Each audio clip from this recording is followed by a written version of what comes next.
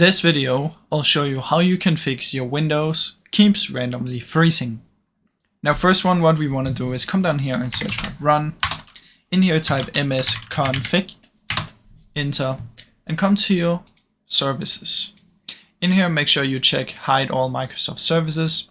And in here what you want to do is simply just look for anything that you're not sure what you're using and stuff like that. You can press disable all if you want, but I like to have some of them enabled.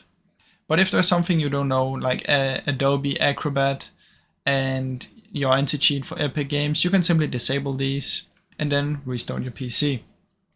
Now, like I said before, you can press disable all if you don't want any of these. Since you hide all the Microsoft services, these are not important, but some of these can be important if you want to play games. Like the VGC Vanguard is important if you want to play Valorant. So that's one thing that you can try. Another thing you can try is you can come down here and search for your device manager.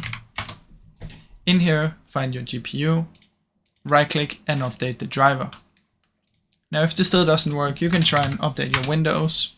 So search for Windows Update, let it load a little bit, and then see if you have a Windows update. Now once you've updated Windows and you made sure you've done all so far, if it's still not working, you can come down here and search for CMD, right click, run as administrator, and it should look like this. In here you want to type sfc /scan now, press enter, and it's going to scan for any corruption and faulty files.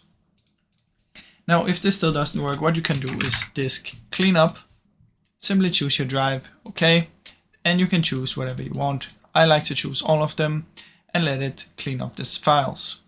Delete files and just wait for this to be done. Now after you've done all of this, give your PC a restart and see if it helped. Now I really hope you enjoyed this video. If you did, please leave a like and subscribe, as it helps me out a ton. Thank you so much for watching.